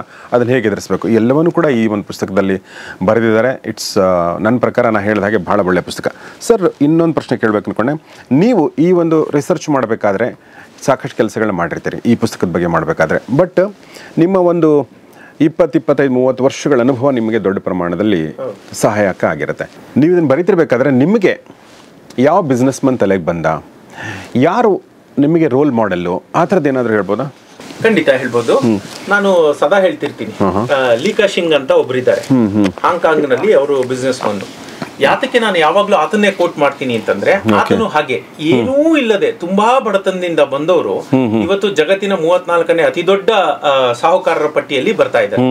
ಹಾಗಾಗಿ ಆತ ಸಣ್ಣ ಒಂದು ಪೇಪರ್ ಹಾಕೋದ್ರಿಂದ, ಅದ್ ನೋಡಿ ನಾನು ಹೇಳೋದೇನಂತಂದ್ರೆ, ಪೇಪರ್ ಹಾಕೋದು ಅದು ನಿಮ್ದು ಒಂದು ಸ್ವ ಉದ್ಯೋಗ ಇದ್ದ ಹಾಗೆ. ಹೋಗ್ತೀರಾ ಒಂದು ಪಾರ್ಟ್ ಟೈಮ್ ಅದನ್ನ ಮಾಡ್ತೀರಾ, ಇನ್ನೊಂದೇನೋ ಮಾಡ್ತೀರಾ, ಪ್ರತಿಯೊಂದು ಮಾಡ್ಕೊಂಡು ಹಾಗೆ ಹಂತ ಹಂತವಾಗಿ ಬಂದಂತವ್ರು. ಹಾಗಾಗಿ ಯಾತಕ್ಕೆ ಆತನ ನಾನು ಕೋಟ್ ಮಾಡಿದೆ, ಆತನ ತಲೆಯಲ್ಲಿ ಇಟ್ಕೊಂಡಿದ್ದೆ ಅಂತಂದ್ರೆ, ಉದ್ದಿಮೆ ಸ್ಟಾರ್ಟ್ ಮಾಡ್ಬೇಕು ಅಂತಂದ್ರೆ ಜನಕ್ಕೆ ಏನಿದೆ ಒಂದು ಮಿಸ್ಕನ್ಸೆಪ್ಷನ್, ಫಸ್ಟ್ ಅಂಡ್ ಫಾರ್ಮೋಸ್ಟ್ ತುಂಬಾ ಬಂಡವಾಳ ಬೇಕು ಅಂತ. ಅದು ಸುಳ್ಳು ಅಂತ ಹೇಳಕ್ಕೆ ನಾನು ಈ ವ್ಯಕ್ತಿನ ಕೋಟ್ ಮಾಡ್ತಾ ಇದ್ದೆ. ಆತನಿಗೆ ಯಾರು ಇಲ್ಲ, ಗಾಡ್ ಫಾದರ್ ಇಲ್ಲ, ಹಿಂದೆ ಮುಂದೆ ಯಾರು ಇರ್ಲಿಲ್ಲ, ಆತನಿಗೆ ಯಾರು ಕೋಟಿ ಕೋಟಿ ತಂದು ದುಡ್ಡು ಸುರಿಲಿಲ್ಲ. ಆತ ಹಂತ ಹಂತವಾಗಿ ಮೆಟ್ಟಲು ಆತನೇ ತನ್ನ ಸ್ವಂತ ದುಡ್ಡಿನಿಂದ ಗುಬ್ಬಚ್ಚಿ ತರ ಸಣ್ಣ ಸಣ್ಣದಾಗಿ ಕೂಡಿಟ್ಟು ಹಂತಕ್ಕೆ ಏರ್ತಾ ಹೋಗಿದ್ದು. ನಾನು ಹೇಳೋದು ಯಾವಾಗ್ಲೂ ಅಷ್ಟೇ, ನೀವು ನಡೀತಾ ಹೋದ್ರೆ ದಾರಿ ತೆಕ್ಕೋತಾ ಹೋಗುತ್ತೆ, ಯಾರೋ ಜೊತೆ ಆಗ್ತಾರೆ. ಇವತ್ತು ನಮ್ಗೆ ಗೊತ್ತಿಲ್ಲ, ನಾವು ಪ್ರಯಾಣ ಒಂಟಿ ಶುರು ಮಾಡಿರ್ತೀವಿ, ಶುರು ಮಾಡೋವಾಗ ಎಲ್ಲ ಒಂಟಿನೇ. ನೀವು ಹೋಗ್ತಾ ನಡೀತಾ ಹೋದಾಗೆ ಅದಾಗದೆ ಅದು ನೇಚರ್, ಅದೇ ಬಂದು ನಿಮ್ಮನ್ನ ಜೋಡಿಸ್ತಾ ಹೋಗುತ್ತೆ, ನಿಮ್ಮನ್ನ ಮತ್ತೊಬ್ಬರನ್ನ ಜೊತೆ ತರ್ತಾ ಹೋಗುತ್ತೆ. ಅಷ್ಟೇ, ನೀವು ನಡೆಯಕ್ ಶುರು ಮಾಡ್ಬೇಕು. ನೀವು ಯಾವಾಗ ನಡೆಯಕ್ ಶುರು ಮಾಡ್ತೀರಾ ದಾರಿ ತಾನಾಗೆ ತೆಕ್ಕೋತಾ ಹೋಗುತ್ತೆ. ಎಲ್ಲದಕ್ಕಿಂತ ಇಂಪಾರ್ಟೆಂಟ್ ಇನ್ನೊಂದು ಮುಖ್ಯವಾದ ಅಂಶ ನಾವೇನ್ ಜ್ಞಾಪಕ ಇಟ್ಕೋಬೇಕು ಅಂದ್ರೆ, ಈ ವೇತನ ಅನ್ನೋದಕ್ಕೊಂದು ಡೆಫಿನಿಷನ್ ಇದೆ. ವೇತನ ಅಂದ್ರೆ ಏನ್ ಗೊತ್ತಾ? ಕನಸುಗಳನ್ನ ಕೊಲ್ಲುವ ಕೊಲೆಗಾರ. ಯಾಕೆಂದ್ರೆ ನಾವು ಒಂದೊಂದು ಮೈಂಡ್ ಸೆಟ್ ಕೊಟ್ಟು ಹೋಗ್ತೀವಿ. 30 ದಿನ ಆಗಿದ ತಕ್ಷಣ 1ನೇ ತಾರೀಕು ಅಥವಾ 31ನೇ ತಾರೀಕು ಟಣ್ ಅಂತ ನಿಮ್ ಬ್ಯಾಂಕ್ ಅಕೌಂಟ್ ಅಲ್ಲಿ ಬಂದ್ಬಿಡುತ್ತೆ. ನಿಮ್ಮ ಕನಸುಗಳು, ನಿಮ್ಮ ಆ ಪೇಚಕ್ ಇರುತ್ತಲ್ಲ, ಅದಕ್ಕೆ ಸೀಮಿತ ಆಗೋಗುತ್ತೆ. ಆ ಸಣ್ಣ ಹಣದಲ್ಲಿ ಅಷ್ಟರಲ್ಲೇ ಬದುಕೋದನ್ನ ನೀವು ರೂಢಿ ಮಾಡ್ಕೊಂಡ್ ಬಿಡ್ತೀರಾ. ಅರ್ಥ ಆಯ್ತಾ? ಹಾಗಾಗಿ ನಿಮ್ಮ ಕನಸುಗಳನ್ನ ಕೊಲ್ಲುವ ಕೊಲೆಗಾರ ಯಾರು ಅಂದ್ರೆ ವೇತನ. ಹಾಗಾಗಿ ಅದನ್ನ ಈಚೆ ಬರ್ಬೇಕು ಅಂದ್ರೆ ಫಸ್ಟ್ ಆತರ ಈಚೆ ಬಂದು ಯಾರೋ ಉದ್ದಿಮೆ ಕಟ್ಟಿದ್ದಾರೆ ಅಂದ್ರೆ ಅವ್ರಿಗೆ ನಾನು ಮೊದಲು ಅಭಿನಂದನೆ ತಿಳಿಸ್ತೀನಿ. ಯಾಕಂದ್ರೆ ನೀವು ಗೆಲ್ಲದು ಆಮೇಲಿಂದು. ನೀವು 1% ಜನನು ಆ ವೇತನದ ಮನಸ್ಥಿತಿಯಿಂದ ಹೊರಗಡೆ ಬಂದು, ಇಲ್ಲ ನಾನು ವೇತನ ಕೊಡೋ ಹಂಗಾಗ್ತೀನಿ ಅನ್ನೋ ಒಂದು ಮನಸ್ಥಿತಿಗೆ ಬರೋದೇ ಇಲ್ಲ. ಹಾಗಾಗಿ ಫಸ್ಟ್ ಉದ್ದಿಮೆ ಕಟ್ಟಬೇಕು ಅನ್ನೋ ಮನಸ್ಥಿತಿ ಬರುತ್ತಲ್ಲ, ಆ ಮನಸ್ಥಿತಿಗೆ ಅಭಿನಂದನೆ ತಿಳಿಸ್ಬೇಕು. ನಿಜ ಬಹಳ ಚೆನ್ನಾಗಿ ಹೇಳಿದ್ರಿ ನೀವು. ಸೊ ಅದು ಆ ಒಂದು ಇದರಿಂದ ಹೊರಗಡೆ ಬರೋದು ಬಹಳ ಕಷ್ಟ. ಮತ್ತು ಅದಕ್ಕೆ ಮೊದಲು ನಮ್ಮ ಮನಸ್ಥಿತಿ ಜೊತೆಗೆ ಅದೊಂದು ಪ್ರೊಸೆಸ್.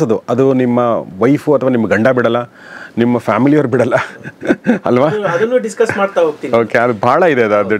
ಯಾಕೆಂದರೆ ಒಂದು ಸೆಕ್ಯೂರ್ಡ್ ಆಗಿರುವಂಥ ಒಂದು ಸೇಫ್ಟಿ ನೆಟ್ಟಿಂದ, ಸೇಫ್ಟಿ ಒಂದು ಜಾಗದಿಂದ ನೀವು ಏನೂ ಇಲ್ದಿರುವಂಥದಕ್ಕೆ ಬರೋದಿದೆಯಲ್ಲ, ಎಲ್ಲವನ್ನೂ ನಾನೇ ಸ್ವಂತ ಸ್ಕ್ರಾಚಿಂಗ್, ಅದು ಬಹಳ ಕಷ್ಟ ಅದು. ಬಟ್ ಅಗೇನ್ ಆ ಥರದಕ್ಕೆ ಈ ಪುಸ್ತಕ ಹೆಲ್ಪ್ ಮಾಡುತ್ತೆ. ಉದ್ದಿಮೆ ಕಟ್ಟೋದು ಅಂತಂದ್ರೆ ಕೆಲವರಿಗೆಲ್ಲ ಏನಂತಂದ್ರೆ, ನಾನು ಕೆಲ್ಸಕ್ಕೆ ಹೋಗ್ತಾ ಇದ್ದೆ, ಅಲ್ಲಿ ಫ್ರೀಡಮ್ ಇಲ್ಲ, ಇಲ್ಲೇನೋ ಫ್ರೀಡಮ್ ಸಿಕ್ಬಿಡುತ್ತೆ ಅಂತ. ಖಂಡಿತ ನೀವು ತಿಳ್ಕೊಂಡಿರೋದು ತಪ್ಪು. ಯಾಕೆ ಅಂತ ಹೇಳ್ತೀನಿ ಅಂದ್ರೆ, ಉದ್ದಿಮೆ ಅನ್ನೋದು ಮಗು ಸಾಕದಾಗೆ. ಅರ್ಥ ಆಯ್ತಾ? ಮೊದಲ 5-6 ವರ್ಷ ಆನಂತರನೂ ನಿಮ್ದು ಬೇಕೇ ಬೇಕು, ನೀವು ಅದನ್ನ ನೋಡ್ತಾನೆ ಇರ್ಬೇಕು ಹೇಗಿದೆ ಎತ್ತ ಅಂತ. ಮೊದಲ 5-6 ವರ್ಷ ಅಂತೂ 24/7 ವರ್ಷದ 365 ದಿನನೂ ನೀವು ಅಲ್ಲಿ ಕೊಡ್ಲೇಬೇಕು. ಎಷ್ಟೋ ಜನ ಏನ್ ಮಾಡ್ತಾರೆ ಗೊತ್ತಾ, ಉದ್ದಿಮೆಗೆ ಹೇಗ್ ಬರ್ತಾರೆ ಅಂತಂದ್ರೆ, ಅಕ್ಕಪಕ್ಕದ ಮನೆಯವ್ರು ಯಾರೋ ಹೇಳ್ತಾರೆ, ನೋಡು ಅವ್ರ ಮಗ ಹೋಟ್ಲು ತೆಗ್ದ, ಒಂದ್ ದೊಡ್ಡ ಬಿಸ್ನೆಸ್ ಮನ್ ಆಗ್ಬಿಟ್ಟ, ಲಾಭ ಮಾಡ್ದ ಅಂತ ಹೇಳ್ತಾರೆ. ಸೊ ಇವ್ರೇನ್ ಮಾಡ್ತಾರೆ, ಸಿದ್ಧತೆ ಇರಲ್ಲ. ಅದನ್ನ ನೋಡ್ಕೊಂಡು ನಾನು ಇದೇ ತರ ಒಂದು ಇದಾಗ್ಬಿಡ್ಬೇಕು, ಉದ್ದಿಮೆದಾರ ಆಗ್ಬೇಕು, ನಾನು ಹೋಟ್ಲು ತೆಗಿಬೇಕು, ಈ ತರ ಬರ್ತಾರೆ. ಸಕ್ಸಸ್ ಸ್ಟೋರಿ ಕೇಳಿ ಬರ್ತಾರೆ. ಕಾರ್ಪೊರೇಟ್ ಕಲ್ಚರ್ ಏನಿರುತ್ತೆ ಅಥವಾ ಕಾರ್ಪೊರೇಟ್ ಹೌಸಸ್ ಅಲ್ಲಿ ಇರೋ ಪ್ರೆಷರ್ ತಡ್ಕೊಳಕ್ಕಾಗದೆ ನಾನು ಏನೋ ಬಿಸ್ನೆಸ್ ಮಾಡ್ಬೇಕು ಅಂತ ಬರ್ತಾರೆ. ಆ ತರ ಇದ್ರೆ ಖಂಡಿತ ಬರಬೇಡಿ. ಉದ್ದಿಮೆ ಅನ್ನೋದು ನಿಮ್ಮ ಪೂರ್ಣ ಬದ್ಧತೆ ಕೇಳುತ್ತೆ.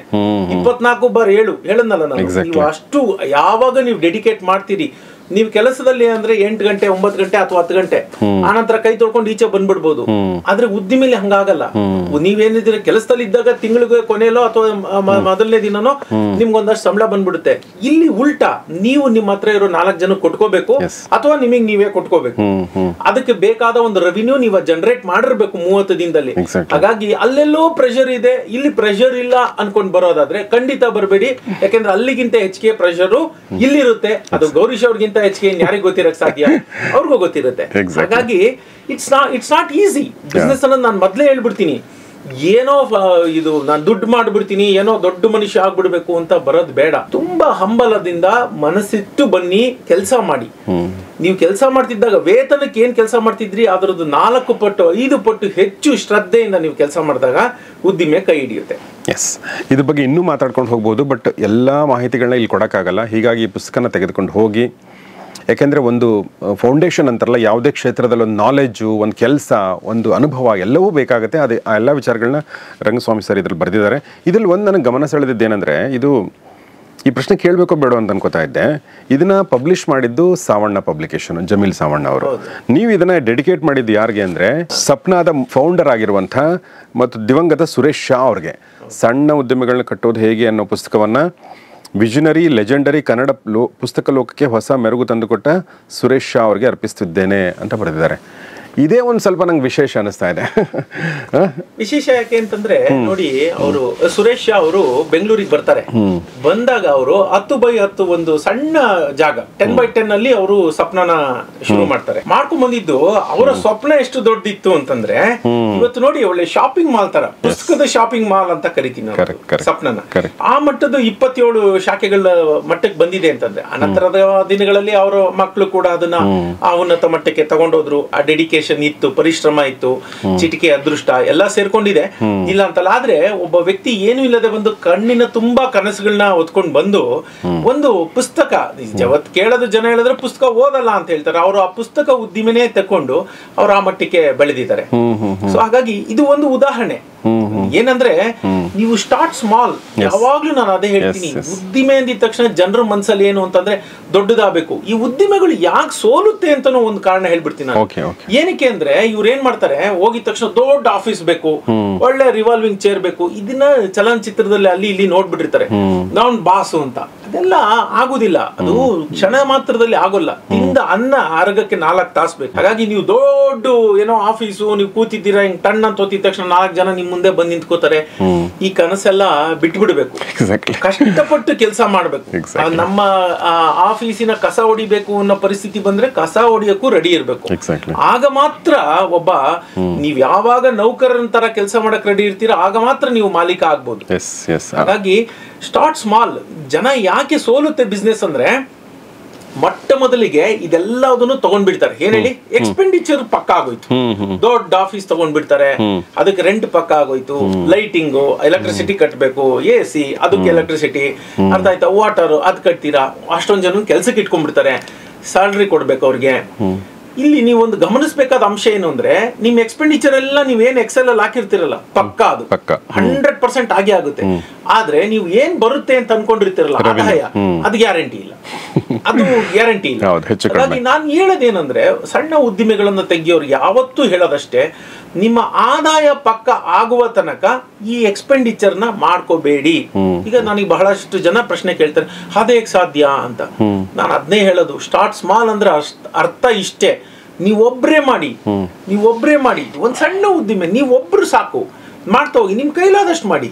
ನಿಮ್ದು ಅದಿನ್ನೂ ಒಂದಷ್ಟು ವರ್ಷ ಅನ್ನೋಷ್ಟರಲ್ಲಿ ಇದಾಗುತ್ತಾ, ಆಗ ಮತ್ತೊಬ್ರನ್ನ ಆಡ್ ಮಾಡ್ತಾ ಹೋಗಿ.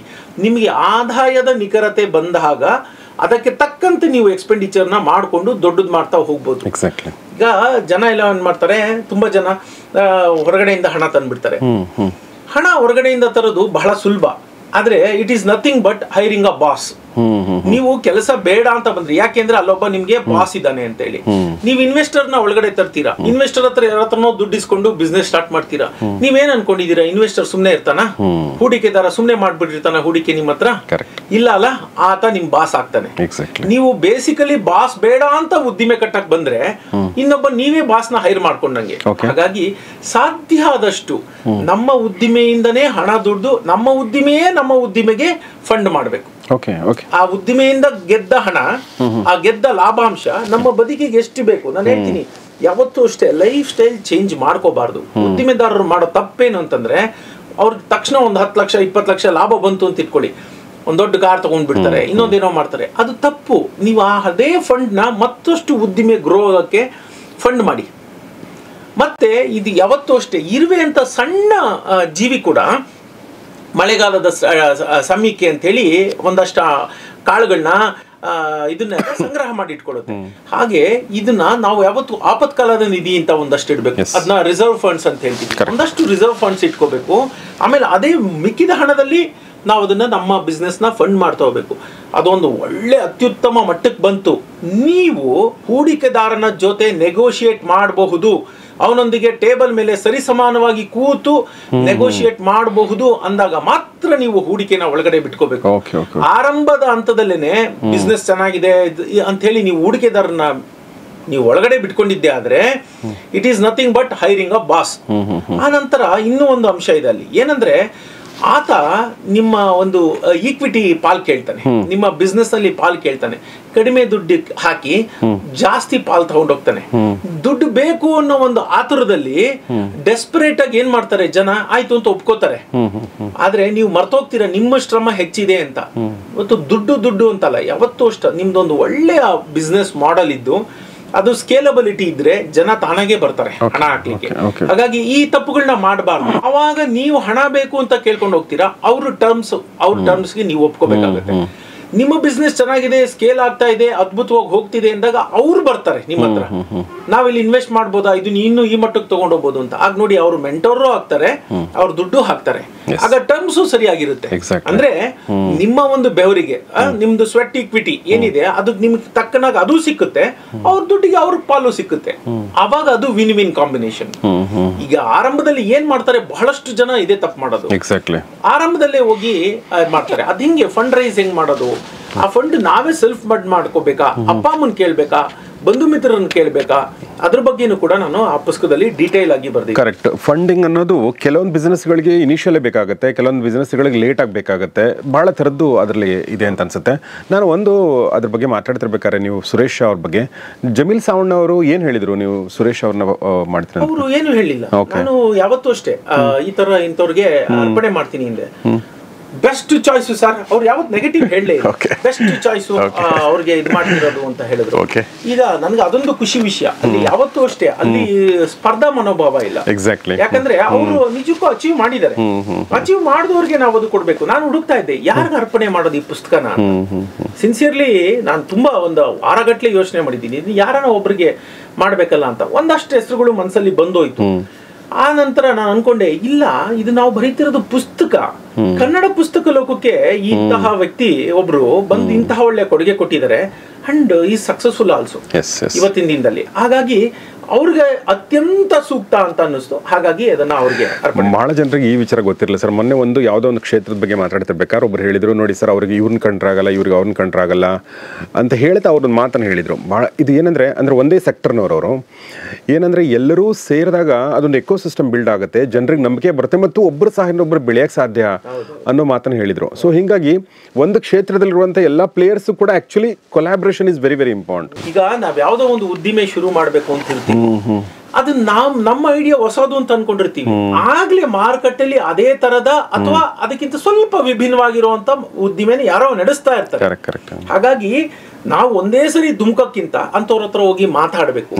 10 ನಿಮಿಷ ಮಾತಾಡಿದ್ರೆ ನಿಮ್ಗೆ 10 ವಿಷಯ ತಿಳಿಯುತ್ತೆ. ಹೌದು, ಇದ್ರದ್ದು ಸಾಧಕ ಬಾಧಕಗಳೇನು ಈ ರೀತಿ ಎಲ್ಲ ತಿಳಿತಾ ಹೋಗುತ್ತೆ.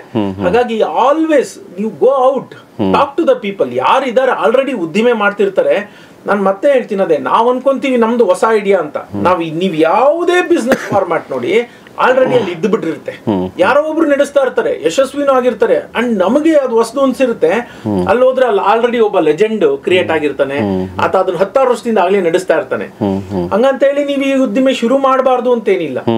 ಹೋಗಿ ಅವ್ರ ಹತ್ರ ಹೋಗಿ ಕೇಳಿ, ನೋಡಿ ಈ ನಿಮ್ದೇ ಸಿಮಿಲರ್ ಇದೆ ಅಥವಾ ಅದಕ್ಕಿಂತ ಸ್ವಲ್ಪ ವಿಭಿನ್ನವಾಗಿದೆ, ಈ ತರ ಮಾರ್ಕೆಟ್ ನೀಡ್ ಏನಿದೆಯಲ್ಲ, ನೀವು ಮಾರ್ಕೆಟ್ ಪಲ್ಸ್ ನ ನೀವು ಅರ್ಥ ಮಾಡ್ಕೊಂಡ್ರೆ ಅರ್ಧ ಬಿಸ್ನೆಸ್ ಗೆದ್ದ ಹಾಗೆ. ಬಹಳ ಚೆನ್ನಾಗಿ ಹೇಳಿದ್ರಿ. ಅಂದ್ರೆ ಒಂದು ಸರ್ವಿಸ್ ಕೊಡ್ತಾ ಇರ್ತಾರೆ, ಜನ ಅದನ್ನ ಅಕ್ಸೆಪ್ಟ್ ಮಾಡಿರ್ತಾರೆ. ಒಂದು ಉದಾಹರಣೆ ಕೊಡ್ತೀನಿ ಸರ್ ನಾನು ನಿಮಗೆ. ಮೊಬೈಲ್ ಬಂತು, ನಾವೆಲ್ಲ ಮೊಬೈಲ್ ಬಂತು, ಆಮೇಲೆ ಸ್ಮಾರ್ಟ್ ಫೋನ್ಗಿನ ಮುಂಚೆ ಒಂದು ಜಮಾನ ಮೆಸೇಜ್ ಎಲ್ಲ ಮಾಡ್ತಿದ್ವಿ, ಫೋನ್ ಮಾಡ್ತಿದ್ವಿ, ಎಷ್ಟು ಚೆನ್ನಾಗಿದೆ ಅಂತ ಅನ್ಕೋತಾ ಇದ್ವಿ. ನನ್ನ ಸ್ನೇಹಿತ ಸಿದ್ದೇಶ್ ಅಂತ ಟಿ ವಿ ನೈನಲ್ಲಿದ್ದರು, ಈಗ ನ್ಯೂಸ್ ಫಸ್ಟಲ್ಲಿದ್ದಾರೆ. ಅವರು ಒಂದ್ಸಲ ಅಂದರು, ಗೌರೀಶ್ ನೋಡಿ ಇದು ವಾಟ್ಸಪ್ ಅಂತ ಬಂದಿದೆ, ಡೌನ್ಲೋಡ್ ಮಾಡ್ಕೊಳ್ಳಿ ಅಂತಂದರು. ಏನದು ಅಂತ ಕೇಳಿದೆ. ಇಲ್ಲ ಫೋಟೋ ಎಲ್ಲ ಕಳಿಸ್ಬೋದು ಅಂತಂದರು. ಇಲ್ಲ ಮೆಸೇಜ್ ಮಾಡ್ಬೋದು ಅಂದರು ಫಸ್ಟ್ ಅವರು.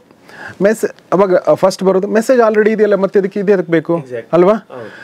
ಸೊ ಆಮೇಲೆ ಡೌನ್ಲೋಡ್ ಮಾಡ್ಕೊಂಡೆ. ಆಮೇಲೆ ಗೊತ್ತಾಯಿತು. ಆಮೇಲೆ ಅವ್ರಿಗೆ ಫೋನ್ ಮಾಡಿದಾಗ ಇಲ್ಲ ನಾನು ಡಿಲೀಟ್ ಮಾಡಿದ್ದೀನಿ, ಅದೇನು ವೇಸ್ಟ್ ಅಂತ ಹಂಗೆ ಅನ್ನಿಸ್ತು ಅವ್ರಿಗೆ ಸ್ವಲ್ಪ ದಿನ. ಯಾಕೆಂದರೆ ಆ ಫೋನು ಮೆಮೊರಿ ಏನೋ. ಆಮೇಲೆ ಮತ್ತೆ ಅದನ್ನು ಡೌನ್ಲೋಡ್ ಮಾಡಿಕೊಂಡ್ರು. ಮೆಸೇಜ್ ಅಂತ ಆಲ್ರೆಡಿ ಇರೋದನ್ನು ಮೆಸೇಜ್ ಸಲುವಾಗಿ ಶುರು ಮಾಡಿದ್ದು ವಾಟ್ಸಪ್ಪು. ಆದರೆ ಮೆಸೇಜ್ ಮಾಡೋಕ್ಕೂ ಕೂಡ ಎಷ್ಟು ಬ್ಯೂಟಿಫುಲ್ ಪ್ಲಾಟ್ಫಾರ್ಮ್ ಕೊಡ್ತು, ಎಷ್ಟು ಫ್ಲೋ ಚೆನ್ನಾಗಿ ಅದರಲ್ಲಿ ಟೈಪ್ ಮಾಡ್ಬೋದು ಅಂತ ತೋರಿಸ್ತಾ ಅದರಲ್ಲಿ ಈಗ ಲೊಕೇಶನ್ನು, ಫೋಟೋಗಳು.